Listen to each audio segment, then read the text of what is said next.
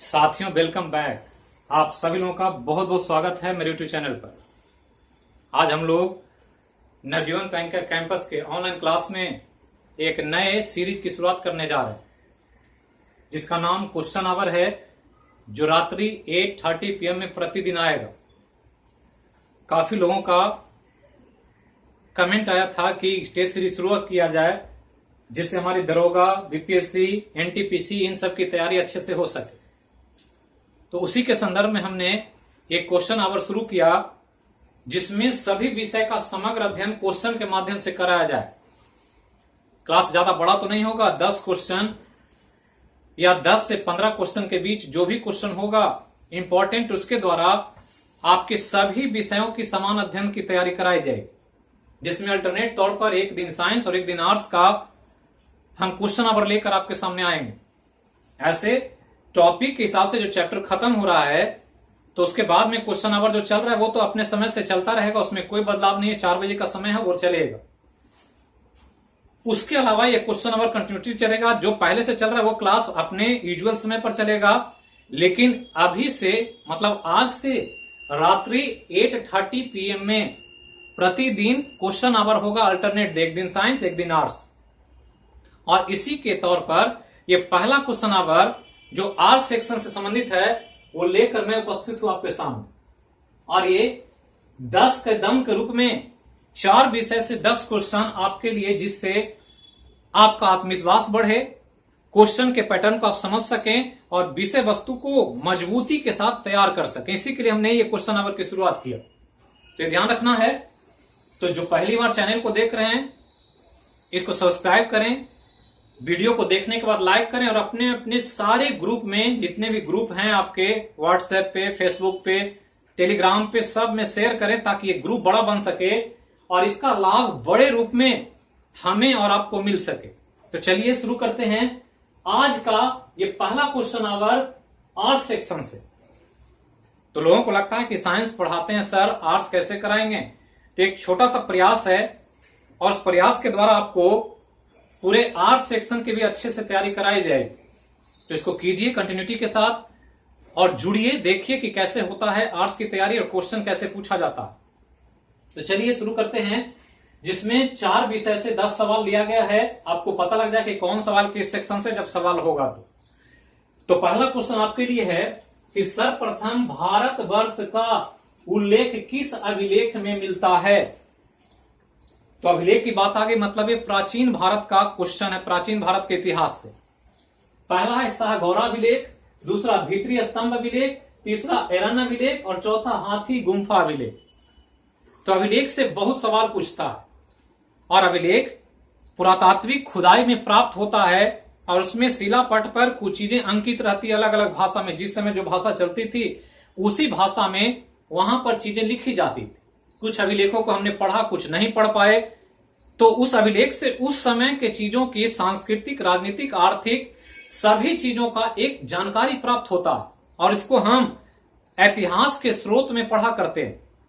तो ध्यान रखना है कि अभिलेख में बहुत इंपॉर्टेंट चीजें पढ़ी जाती है। तो ये ध्यान रखना है। 4 अभिलेख का नाम है शाहगौरा, एरन, भीतरी और हाथी गुम्फा अभिलेख। तो ये चारों से 4 चीजों की जानकारी मिलती है। और आपको पूछा गया किसके बारे में? तो भारतवर्ष का उल्लेख पहली बार किसमें मिला? तो भारतवर्ष का उल्लेख सबसे पहली बार हाथी गुम्फा अभिलेख, जो कलिंग नरेश खारवेल से संबंधित है, इसमें वर्णन मिलता है पहली बार भारतवर्ष के बारे में। जबकि शाहगौरा अभिलेख में अकाल और दुर्भिक्ष की जानकारी दी गई थी। भीतरी स्तंभ अभिलेख में हुनों के भारत पराक्रमण का चर्चा था, कि हुनों ने भारत पराक्रमण सर्वप्रथम कैसे किया, कब किया, यह सारा वर्णन भीतरी स्तंभ अभिलेख में मिलता है। जबकि एरन अभिलेख में गुप्त काल में सती प्रथा जो चलती थी उसका वर्णन किया गया था। और चारों इंपॉर्टेंट है कि सती प्रथा का उल्लेख किसमें मिलता है, दुर्भिक्ष अकाल का उल्लेख किसमें मिलता है, या हुनों का भारत पर जो आक्रमण था वो किसमें वर्णन है, और यहां जो भारतवर्ष है उसके बारे में। तो चारों आपको ध्यान रखना। और आंसर मिल रहा है क्या? तो हाथी गुम्फा अभिलेख। तो सबको पता होगा, हमको पता है कि आप लोगों की हिस्ट्री बहुत अच्छी है, बहुत अच्छा जानते हैं आप लोग, तो उस रूप में सबका सही होगा, उम्मीद करते हैं। आगे चलें तो मोहम्मद बिन कासिम 712 ईस्वी में देवल को जीत लिया और वर्तमान में देवल का नाम है, बहुत इंपॉर्टेंट सवाल है। यहीं से प्राचीन भारत का इतिहास खत्म होता है और मध्यकालीन भारत शुरू होता है। मोहम्मद बिन कासिम के भारत के आक्रमण से या अरबों के भारत के आक्रमण से, जो हम लोग पढ़ते हैं इतिहास में। तो अरब का खलीफा अल वाजिद मोहम्मद बिन कासिम को इस्लाम के प्रसार के लिए भारत या सिंध पर हमले का एक आदेश दिया था। और ये आदेश के तौर पर ध्यान रखना है कि जब हमला किया मोहम्मद बिन कासिम ने 712 में, तो सबसे पहले देवल को ही जीता था। देवल सिंध प्रांत का एक छोटा सा जगह था जिसको जीता, और मकरान के रास्ते से सिंध पर आया, फिर देवल को जीता, फिर मुल्तान को जीता। और इस प्रकार मोहम्मद बिन कासिम इस सिंध क्षेत्र पर एक बड़ा प्रभाव बनाया और बड़े रूप में इसको विजित किया। तो कह रहा है कि जो देवल जीता वो देवल वर्तमान में किस नाम से जाना जाता। तो सिंध के क्षेत्र ज्यादातर पाकिस्तान के एरिया में है, और पाकिस्तान की 3 शहर है, लाहौर, पेशावर, कराची और मकरान। तो जो देवल का नाम है वो किसके लिए आया है, तो मकरान के, कराची के लिए आया। तो कराची के लिए ही उस समय प्रयोग होता था क्या, देवल। तो ये ध्यान रखना है। और 712 ईस्वी मोहम्मद बिन कासिम के आक्रमण को भी याद रखना।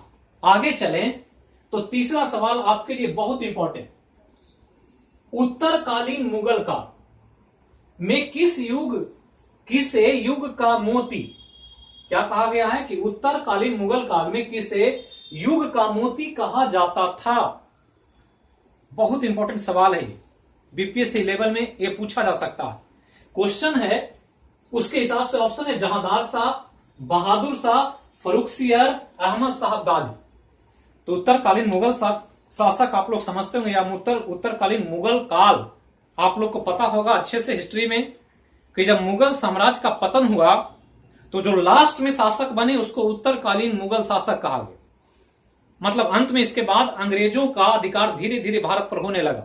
मुगल समाप्त हुए और धीरे धीरे अंग्रेजों ने पूरे भारत पर आधिपत्य कर लिया। व्यापारिक काम करते करते इसको औपनिवेश के रूप में डेवलप कर लिया और पूरे पर प्रशासनिक अधिकार बनाया। तो लास्ट वाले मुगल शासक की बात हो रही है। तो लास्ट वाले मुगल काल में किसे युग का मोती के नाम से जाना जाता। तो ये 2-3 यहां पर मुगल काल के अंतिम शासक हैं, जिसमें एक जहांदार शाह, बहादुर शाह, फर्रुखसियर और अहमद शाह अब्दाली। तो जहांदार शाह को एक कॉमन नेम से पुकारा जाता था, जिनको लंपट मूर्ख कहते। बहादुर शाह को साहे बेखबर कहा जाता था, इनको राजपाट से कोई लेना देना होता नहीं था, क्या हो रहा नहीं हो रहा बिल्कुल बेखबर होते। जबकि फर्रुखसियर को एक कायर और बहुत ही कमजोर शासक के रूप में देखा गया और इसलिए इसको घृणित कायर की संज्ञा दी गई। जबकि अहमद शाह अब्दाली एक विदेशी आक्रमणकारी था जो भारत पर हमला किया, किसके समय में, तो अहमद शाह के समय में। यह ध्यान रखना। और अहमद शाह का कार्यकाल 1748 से लेकर 54 के बीच है। तो अहमद शाह का कार्यकाल 1748 से 1754 के बीच, और इसी दौरान अहमद शाह अब्दाली हमला करता है और इसके कार्यकाल में 5 बार अटैक करता है भारत पर, जबकि भारत पर कुल 7 बार हमला किया था अहमद शाह अब्दाली। और उस समय काफी प्रभाव था अहमद शाह अब्दाली का, और इसलिए अहमद शाह अब्दाली को लोग युग का मोती या दुर्रे दुर्रानी कहा जाता था। तो दुर्रे दुर्रानी को हिंदी में युग का मोती कहते। तो ध्यान रखना है। तो ये आक्रमणकारी 48 से 54 के बीच 5 बार, जबकि कुल भारत पर 7 बार आक्रमण किया अहमद शाह के समय। तो ये ध्यान रखना है कि युग का मोती किसे कहा जाएगा, तो अहमद शाह अब्दाली को कहा जाएगा। तो बहुत इंपॉर्टेंट सवाल आपके लिए एग्जाम के लिए। आगे चलें तो चौथा सवाल कह रहा है, चीन की सीमा भारत के कितने राज्यों को स्पर्श करती है। बहुत इंपॉर्टेंट सवाल है, इसलिए कि चीन और भारत का सीमा विवाद चल रहा, डेली कुछ न कुछ न्यूज रहता, और इसलिए चीन और भारत के सीमा पर एक नजर रखना बहुत जरूरी है। ऑप्शन है 2, 3, 4, 5। कितने राज्यों की सीमा चीन को स्पर्श करती है। तो चीन की शुरुआत देखेंगे मैप पर, तो चीन के भारत के उत्तर में पूरा ऊपर चीन ही है, बीच में नेपाल आ जाता है, फिर नीचे भारत है। तो उधर से चले तो लद्दाख से शुरू करेंगे। तो इधर से चलें तो पहले लद्दाख मिलता है, लद्दाख के बाद हिमाचल मिलता है, हिमाचल के बाद उत्तराखंड मिलता है, उत्तराखंड के बाद इधर आ जाएं तो फिर सिक्किम मिलता है, सिक्किम के बाद अरुणाचल प्रदेश मिलता है, तो इतना राज्यों की सीमा टच करती है। तो लद्दाख, हिमाचल, उत्तराखंड, सिक्किम और अरुणाचल प्रदेश, कितना हो गया? 5 हो गया। लेकिन 5 में आपको ध्यान रखना है कि ये 4 ही राज्य हैं, ये 4 राज्य हैं, और लद्दाख जो है ये यूनियन टेरिटरी है, केंद्र शासित प्रदेश, ये राज्य नहीं। तो दोनों को ऐड कर देते तो 5 ऑप्शन होता, लेकिन यहां आपको राज्य पूछ रहा है, इसीलिए क्वेश्चन में फंसाता है आपको। तो राज्य के मामले में पूछेगा तो यहां से शुरू करेंगे तो हिमाचल, उत्तराखंड, सिक्किम, अरुणाचल प्रदेश, तो कितना हो गया? 4 राज्य। केंद्र शासित प्रदेश मिला देंगे तो लद्दाख भी शामिल हो जाएगा, तो 5 हो जाएगा, लेकिन राज्य पूछ रहा है तो 4 ही आंसर हो। तो ध्यान रखना। आगे चलें तो कह रहा है इनमें से कौन सा देश दक्षिणी चीन सागर के पूरब में स्थित है? साउथ चाइना सी बहुत चर्चा में है। अमेरिका, भारत, ऑस्ट्रेलिया, चीन, ताइवान, वियतनाम, ये सब साउथ चाइना सी में बहुत काम कर रहे हैं। सैनिक अभ्यास चल रहा है, बहुत सारे युद्ध संबंधित काम हो रहे हैं, तैयारियां चल रही है। तो साउथ चाइना सी पर थोड़ा सा नजर रखना। तो साउथ चाइना सी के आसपास के जो देश हैं, तो ध्यान रखना है कि ऊपर में चीन है ऐसे, और चीन के ऐसे नीचे वाले पार्ट में इस तरह से समुद्र है। तो ये चीन का दक्षिणी पार्ट है, ये चीन मान लेते हैं, और यह साउथ चाइना सी। तो ये ध्यान रखना, इसके चारों तरफ छोटे छोटे देश हैं, जिसको दक्षिण पूर्व एशियाई देश कहा जाता, जिसमें वियतनाम का नाम दिया पहला, दूसरा फिलीपींस है, तीसरा ताइवान है, चौथा सिंगापुर है। तो कौन पूरब में है? मतलब ये साउथ चाइना सी है, इसके इस साइड कौन है ये पूछ रहा। ये पूरब हो गया, ये उत्तर हो गया, ये दक्षिण हो गया, ये पश्चिम हो गया। तो कौन पूरब में ये पूछ रहा।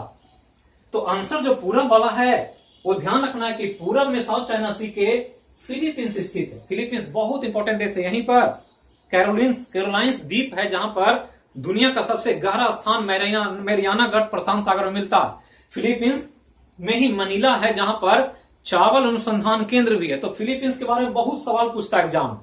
तो फिलीपींस यहां पर, जबकि यहां पर ये क्षेत्र उत्तर है, ये पश्चिम है और दक्षिण है। तो यहां पर जो है ये वियतनाम है। वियतनाम किधर है? तो साउथ चाइना सी के पश्चिम में, यहां वियतनाम है। जबकि इधर जो है ताइवान को देखें तो यहां ताइवान है उत्तर में, और सबसे नीचे में यहां सिंगापुर है। तो ये ध्यान रखना है चारों लोकेशन को। तो इधर हो गया ये, इधर कौन है पूरब में? जो फिलीपींस हमने बताया। तो फिलीपींस को ध्यान रखना है पूरब में, और दक्षिण में सिंगापुर, उत्तर में ताइवान और पश्चिम में वियतनाम। और ये सभी देश सेंसिटिव है। ताइवान चीन से, और वियतनाम या सिंगापुर, ये सब इंपॉर्टेंट शहर है, इंपॉर्टेंट देश है, जो आपको ध्यान रखना होता है। तो ध्यान रखना है साउथ चाइना सी को। तो साउथ चाइना सी के पूरब में कौन हो गया? तो फिलीपींस हो गया। जो मैप पर देखेंगे आपको बिल्कुल स्पष्ट दिखेगा कि कौन कहां पर है। आगे चलें तो छठा सवाल जो पूछ रहा है ज्योग्राफी से, कहता है दुनिया का दूसरा सबसे बड़ा मरुस्थल है। पहला है सहारा, दूसरा गोबी, तीसरा कालाहारी, चौथा ग्रेट विक्टोरिया। कौन है दूसरा सबसे बड़ा मरुस्थल? मरुस्थल तो समझते हो किसको कहते हैं मरुस्थल? तो मरुस्थल को समझना है कि वैसा एरिया जहां पर 50 सेंटीमीटर से कम वर्षा होती है और बहुत तेज गर्मी पड़ती है, गर्म हवाएं चलती है, धूल उड़ते हैं, उसको मरुस्थल कहते हैं। तो 50 सेंटीमीटर से कम वर्षा होना चाहिए। और इस रूप में 4 बड़े बड़े मरुस्थल का नाम दिया गया है, और चारों पूछता है एग्जाम में। सहारा पूछता है, गोबी पूछता है, कालाहारी पूछता है, ग्रेट विक्टोरिया पूछता है। कौन किस रेंज में है, कि तो कौन बड़ा है, कौन छोटा, कौन देश में, यह आपको ध्यान रखना। तो सहारा ध्यान रखना है कि दुनिया का सबसे बड़ा मरुस्थल है, इससे बड़ा कोई मरुस्थल ही नहीं, जिसका क्षेत्रफल लगभग 90 लाख वर्ग किलोमीटर। तो दुनिया में सबसे बड़ा है। जबकि दूसरे नंबर पर गोबी है, और यही पूछा आपको कि दूसरा सबसे बड़ा कौन है। तो ये जो सहारा है ये उत्तरी अफ्रीका में स्थित है। अफ्रीका महादेश में कई देशों में उत्तर वाले पार्ट में ये फैला हुआ। जबकि गोबी का मरुस्थल मंगोलिया, चाइना में विस्तारित है, और ये इसके बाद दूसरा है। जबकि तीसरा ये है कालाहारी, और ये भी अफ्रीका महादेश में, जबकि ये दक्षिण अफ्रीका के पार्ट में है। ये उत्तरी अफ्रीका में, ये दक्षिण अफ्रीका में, ये मंगोलिया चीन में, और जबकि ग्रेट विक्टोरिया चौथे नंबर पर है, और ये ऑस्ट्रेलिया में है। तो ये ध्यान रखना, ऑस्ट्रेलिया में ग्रेट विक्टोरिया, चीन मंगोलिया में कालाहारी, चीन मंगोलिया में नहीं, ये दक्षिण अफ्रीका में कालाहारी, मंगोलिया चीन में गोबी, और उत्तरी अमेरिका में सहारा। तो इसको ध्यान रखना। तो ये आपके लिए जो पूछा है दूसरा सबसे बड़ा, तो दूसरा सबसे बड़ा जब पूछेगा तो ये ध्यान रखना, आजकल दूसरा ही ज्यादा पूछ रहा है, क्योंकि बड़ा सबको याद रहता है, पहला नंबर सबको याद रहता है, दूसरा नहीं याद रहता। और इसलिए एग्जाम में आजकल दूसरा पूछा, तो दूसरा कौन हो गया? गोबी हो गया। तो गोबी को ध्यान रखना, कहां है? चीन मंगोलिया में।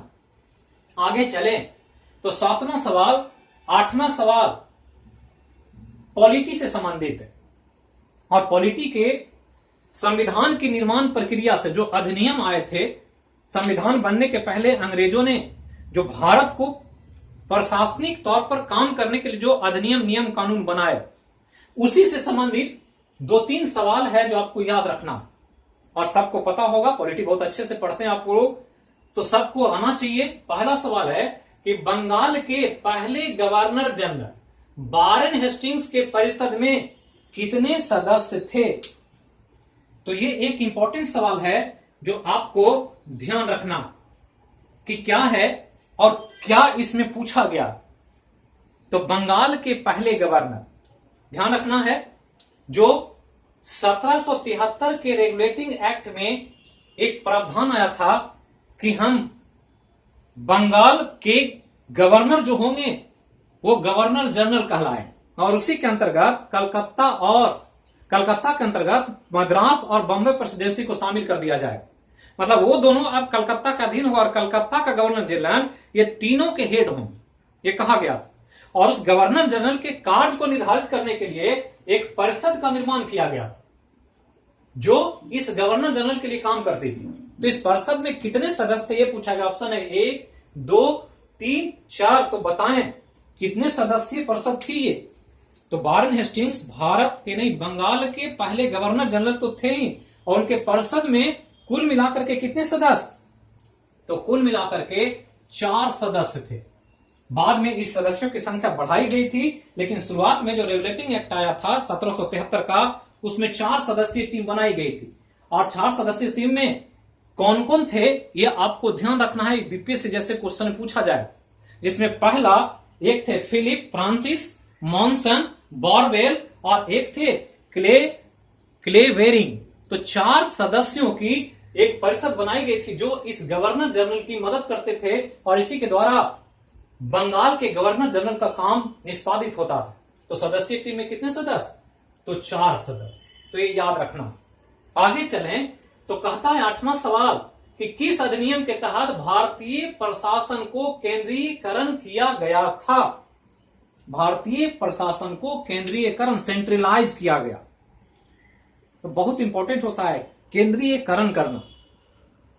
जैसे भारत का अभी केंद्र कौन है? दिल्ली है। दिल्ली से पूरे भारत का प्रशासनिक कंट्रोल होता। तो पहले जो देश था तो कई छोटे छोटे राज्य थे, जैसे Bombay presidency, Madras presidency, Bengal presidency.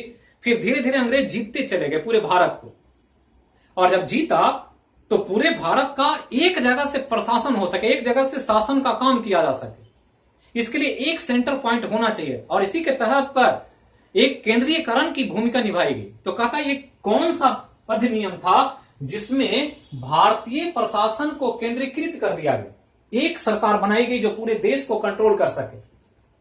पहला है 1776 का रेगुलेटिंग एक्ट, दूसरा 1793 का चार्टर एक्ट, 1833 का चार्टर एक्ट, और 1784 का पिट्स इंडिया एक्ट। तो पहला अधिनियम तो 1773 का था, जिनसे हमने कहा कि 3 थे प्रेसिडेंट, उसको एक बंगाल के अंतर्गत कर दिया गया। तो वहां पर तो केंद्रीय सरकार की बात ही नहीं।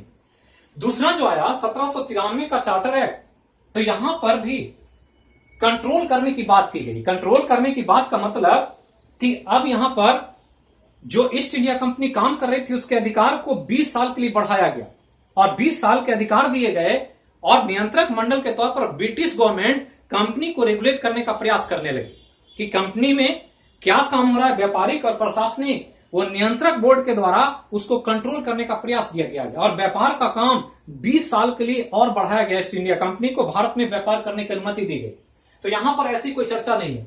लेकिन 1833 का जो अधिनियम आया, इसमें आकर के ब्रिटिश सरकार ने एक केंद्रीय सरकार, केंद्रीयकरण की भूमिका निभाई, और केंद्रीयकरण करके काम क्या किया कि जो बंगाल के गवर्नर जनरल थे इसका नाम बदल दिया, और नाम बदल करके इसको भारत का गवर्नर जनरल कहने लगा। मतलब अब बंगाल तक सीमित नहीं रखा, पूरे भारत को एक सूत्र में बांध दिया कि अब ये जो गवर्नर होगा, ये गवर्नर जनरल जो होगा वो भारत के पूरे प्रशासन की देखरेख करेगा। और इस तौर पर यहां से सेंट्रलाइज एडमिनिस्ट्रेशन की शुरुआत होती है भारत में, और यहीं से केंद्रीय प्रशासन की शुरुआत मानी जाती है 1833 के चार्टर अधिनियम के द्वारा। तो ये ध्यान रखना है, मतलब केंद्रीयकरण की शुरुआत किस अधिनियम से? तो 1833 के अधिनियम से। जबकि 1784 का पीस इंडिया एक्ट जो आया था, इसमें नियंत्रक बोर्ड के गठन का बात की गई थी, जिसमें 6 सदस्यीय नियंत्रक बोर्ड का गठन किया गया था, जिसका अपॉइंटमेंट ब्रिटिश सरकार करती थी। और वो काम कंपनी के कंट्रोल के लिए, कंपनी में कोई गलत काम न करे, कंपनी पर अंकुश रखा जा सके, इसके लिए 1784 का पीस इंडिया एक्ट आया था। तो यहां पर जो पूछा गया है, तो सबसे बड़ा काम कि गवर्नर जनरल जो बंगाल का था उसको भारत का गवर्नर जनरल बनाने का प्रक्रिया 1833 के अधिनियम में लाया गया था, और यहीं से केंद्रीय प्रशासन की शुरुआत होती है भारत में। तो आंसर क्या हो जाएगा? सी। अब 2 सवाल जो है वो आर्थिक क्षेत्र से, इकोनॉमी से, बहुत कॉन्सेप्चुअल सवाल है, कुछ नहीं है इसमें। इकोनॉमिक्स से लोग परेशान रहते हैं, लेकिन हम इकोनॉमिक्स शुरू कर रहे हैं बिल्कुल सिंपल तरीके से, और इसके द्वारा धीरे धीरे आपको इकोनॉमिक्स भी बहुत अच्छा हो जाएगा। कोई क्वेश्चन से डर नहीं लगेगा, क्योंकि डरना जरूरी है, लेकिन डर से लड़ने से जीत मिलती है। डर के आगे जीत है, सुनते होंगे। तो डरें लेकिन उसको फेस करें। जब सामना करेंगे तो डर दूर हो जाएगा। जब तक नहीं जानते तो डर लगता है, जान जाते हैं तो आसान हो जाता। अब यहां चलें तो कह रहा है 9वां सवाल इकोनॉमिक्स से कि उत्पादन का अर्थ होता है कि प्रोडक्शन का मीनिंग क्या होता है। ऑप्शन है नए वस्तुओं का सृजन, लाभदायक होना, उपयोगिता का नाश, उपयोगिता का सृजन। तो उत्पादन का मतलब क्या होता है, ये इकोनॉमिक्स से समझना। तो एग्जाम में पूछ दे तो बिल्कुल सिंपल सवाल। नॉर्मली लगता है कि उत्पादन क्या है, किसी वस्तु का निर्माण कर देना, किसी सेवाओं का निर्माण करना उत्पादन, जबकि ऐसा है नहीं, वो बिल्कुल गलत कॉन्सेप्ट है। उत्पादन होता है कि जो भी संसाधन हमारे पास है उसको हम कुछ वर्क करें उस पर, और वर्क करके उसकी उपयोगिता को बढ़ा दें, तो दैट इज कॉल्ड प्रोडक्शन। जैसे सिंपल हम बताएं कि एक लकड़ी है आपके पास जो ट्री में है, शीशम का पेड़ है, तो प्रोडक्शन नहीं, लेकिन उस शीशम के पेड़ से अगर तैयार हो गया, लकड़ी को लाएं और बढ़ाए, उसको काट करके डिजाइन करके एक चेयर बना दे, तो लकड़ी उपयोगी नहीं था आपके, लेकिन चेयर बना तो अब उसमें उपयोगिता आ गई, अब यूजफुल हो गया कि आप उस पर बैठ सकते हैं, उसका काम कर सकते हैं, उससे आप अपने जीवन में बहुत सारे आवश्यकताओं की पूर्ति कर सकते हैं। तो उसी लकड़ी की उपयोगिता बढ़ गई, तो जो बढ़ाई ने किया काम वो क्या है, उसका उत्पादन है। तो किसी चीज के उपयोगिता को बढ़ा देना ही प्रोडक्शन कहलाता है। तो चीजें तो पड़ी रहती है, उस चीज को हम उपयोग में ले आए तो दैट इज कॉल्ड प्रोडक्शन। और यही अर्थशास्त्र का कॉन्सेप्ट है कि किसी भी संसाधन को उपयोगी बना देना ही क्या कहलाता है, प्रोडक्शन कहलाता है। जैसे मैंने एक लकड़ी की बात किया, प्लास्टिक की बात करें तो प्लास्टिक से आप प्रोडक्ट है, लेकिन प्लास्टिक को आप यूज करेंगे तो मग बना सकते हैं, जूता बना सकते हैं, चप्पल बना सकते हैं। वो पदार्थ था, लेकिन आपने जो उपयोगी कर दिया, उसको उपयोग में लाने लायक बना दिया, तो दैट इज कॉल्ड प्रोडक्शन। तो आंसर क्या हो जाएगा, उपयोगिता का सृजन करना। तो आंसर क्या होगा, डी। 9th का आंसर डी। 10वां जो लास्ट सवाल है आज के क्वेश्चन आवर का, कह रहा है इनमें से कौन मानवीय पूंजी नहीं है। मानवीय पूंजी, ह्यूमन कैपिटल, बहुत इंपॉर्टेंट है। ऑप्शन है स्वास्थ्य, प्रशिक्षण, अकुशलता, प्रबंधन। कौन ह्यूमन कैपिटल नहीं? तो पूंजी समझते हैं, पूंजी किसी व्यवसाय के लिए जरूरी होता, और पूंजी 2 तरह के होते हैं, एक फिजिकल कैपिटल और एक ह्यूमन कैपिटल। फिजिकल कैपिटल जिसको पैसा कहते हैं या कोई संसाधन कहते हैं, that is called physical capital, जो दिखाई देता है हमें। मतलब पैसा लगाएंगे, बिल्डिंग बनाएंगे, वो फिजिकल कैपिटल आपको दिख रहा, आप उसको एक जगह से दूसरी जगह ले जा सकते हैं, ट्रांसफर कर सकते हैं, that is called physical capital. लेकिन एक जो है कैपिटल जो दिखता नहीं है, उसका क्वालिटी होता है, और वो क्वालिटी आपके व्यापार में मदद करता है। जैसे स्वास्थ्य एक व्यक्ति का कैपिटल है, कि स्वास्थ्य है तभी हम उस शरीर से काम ले सकते हैं। अगर स्वास्थ्य अच्छा नहीं है, काम नहीं करेगा तो प्रोडक्शन नहीं होगा, आप काम नहीं करेंगे तो किसी तरह की उपयोगिता नहीं होगी, तो वो फिर कैपिटल के कॉल पर काउंटर होगा जब हम स्वास्थ्य की बात करें। प्रशिक्षण क्या है कि किसी चीज को ट्रेन करते हैं तो वो एक कैपिटल जो दिखाई नहीं पड़ता, लेकिन उसके पास ज्ञान है कि एक ट्रेन व्यक्ति कोई काम करता है तो अच्छे से करता है कि कैसे काम करना, और एक अनट्रेंड करेगा तो उसका काम अलग तरीके से दिखेगा। तो प्रशिक्षण भी क्या है, एक तरह का कैपिटल है। अकुशलता कैपिटल नहीं है, क्योंकि अकुशलता से आप कोई भी प्रोडक्शन या किसी भी तरह का व्यवसाय काम नहीं कर सकते। जबकि प्रबंधन एक कैपिटल है। मैनेजमेंट क्या होता है, दिमाग से होता है, किसी व्यक्ति के स्किल से कोई मैनेजमेंट का काम चलता है। एक कोचिंग ही चलाते हैं तो बैठकर जो मैनेजमेंट कर रहा है वहां पर कि कैसे क्लास लगेगा, कितने बजे लगेगा, कौन घंटी कब लगेगा, तो एक क्या है, प्रबंधन है जो एक कैपिटल का काम कर रहा है। तो यहां पर देख रहे हैं कि स्वास्थ्य कैपिटल है जो प्रोडक्शन में मदद करता है, प्रशिक्षण कैपिटल है और प्रबंधन भी कैपिटल है। जबकि यहां पर अकुशलता कैपिटल की भूमिका में नहीं है। और ये सब जो है ये फिजिकल कैपिटल की बात नहीं करके ह्यूमन कैपिटल की बात की गई। पूंजी रुपया क्या है, फिजिकल कैपिटल है। तो ये ध्यान रखना है कि इनमें से कौन मानवीय पूंजी नहीं है। तो आंसर होगा कि अकुशलता एक मानवीय पूंजी नहीं है। तो यही था आज का पहला क्वेश्चन आवर जो आर सेक्शन के चारों विषय को संकलित करके आपके लिए प्रस्तुत किया गया। तो इसको देखें और पार्टिसिपेट करें ज्यादा से ज्यादा, और 10 के दम में जो भी क्वेश्चन आता है उसको 100% सही करने का प्रयास करें। अगला जो क्वेश्चन आवर होगा उसमें साइंस सेक्शन से 10 का दम होगा, जिसमें फिजिक्स, केमिस्ट्री, बायो सबको जोड़ करके, उसके अलावा जो जनरल साइंस की बातें होगी वो सबको जोड़ करके आपके लिए बेहतर क्वेश्चन आवर लाया जाएगा, जिसके लिए आप लोग तैयार रहें। तो चैप्टर वाइज जो पढ़ रहे हो पढ़ते रहें, और क्वेश्चन आवर में पूरे जीएस को एकीकृत करके समग्रता से अध्ययन करने का प्रयास करें। तो कमेंट बॉक्स में जरूर लिखें कि क्वेश्चन आवर कैसा लगा और इसमें क्या और इंप्रूवमेंट की जरूरत है। तो थैंक यू, फिर मिलते हैं अगले क्लास में। जहां रहें स्वस्थ रहें, सुरक्षित रहें, अपने और अपने आसपास के लोगों की सुरक्षा का ख्याल रखें। देश की एकता अखंडता के लिए बोलिए जय हो मैया की। तो सभी को गुड नाइट, शुभ रात्रि, फिर मिलेंगे कल के क्लास में। Thank you.